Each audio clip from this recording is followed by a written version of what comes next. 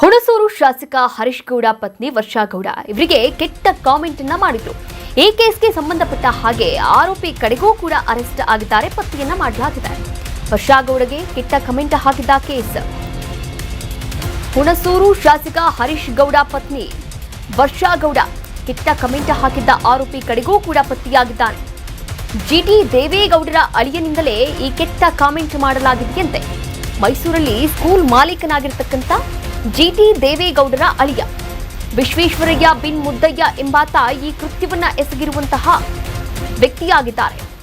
ಜಿಟಿ ದೇವೇಗೌಡರ ಮೊದಲ ಅಳಿಯ ವಿಶ್ವೇಶ್ವರಯ್ಯ ಶಾಸಕ ಹರೀಶ್ ಗೌಡ ಭಾವನಾಗಿರ್ತಕ್ಕಂಥ ವಿಶ್ವೇಶ್ವರಯ್ಯ ಕೆಟ್ಟ ಕಾಮೆಂಟ್ ಹಾಕಿದ್ದಾರೆ ಸೋಷಿಯಲ್ ಮೀಡಿಯಾದಲ್ಲಿ. ನೀವು ಕೂಡ ಆ ಒಂದು ಕೆಟ್ಟ ಕಾಮೆಂಟ್ ನ ಗಮನಿಸಬಹುದಾಗಿದೆ.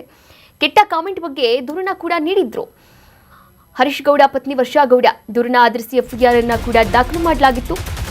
ತನಿಖೆ ವೇಳೆ ವಿಶ್ವೇಶ್ವರಯ್ಯನೇ ಎಂಬುದು ಇದೀಗ ಬಯಲಿಗೆ ಬಂದಿದೆ. ಕೆಲ ವರ್ಷಗಳಿಂದ ತಂದೆ ಜಿಟಿಡಿಯಿಂದ ದೂರ ಉಳಿದಿರತಕ್ಕಂಥ ಹರೀಶ್ ಗೌಡ ಪ್ರತ್ಯೇಕವಾಗಿಯೇ ವಾಸವನ್ನ ಮಾಡ್ತಾ ಇದ್ದಾರೆ ಪತ್ನಿಯ ಜೊತೆ.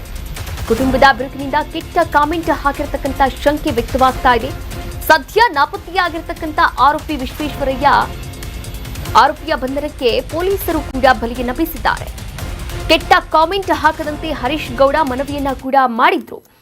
ತೇಜೋವಧೆ ಮಾಡೋದು ಸರಿಯಲ್ಲ ಅಂತ ಶಾಸಕ ತಮ್ಮ ಬೇಸರವನ್ನ ಹೊರಗಾಕಿದ್ರು. ಕುಟುಂಬಸ್ಥರ ಮೇಲೆ ಬೇಸರ ಹೊರಹಾಕಿದಂತಹ ಶಾಸಕ ಈ ಕುರಿತಂತೆ ಸುದ್ದಿಗಾರರೊಂದಿಗೆ ಕೂಡ ಮಾತನಾಡಿದ್ದಾರೆ. ನೋಡ್ಕೊಂಡು ಬರೋಣ. ಯಾರಿಗೆ ಇರ್ಬೋದು, ನಿಮ್ಗೆ ಹಕ್ಕಿದೆ, ಪ್ರಶ್ನೆ ಮಾಡಿ. ನಿಂದಿಸ್ತಕ್ಕಂಥ ಹಕ್ಕನ್ನು ಯಾರು ಕೊಟ್ಟಿದ್ದಾರೆ ನಿಮಗೆ? ಯಾರೂ ಕೊಟ್ಟಿಲ್ಲ.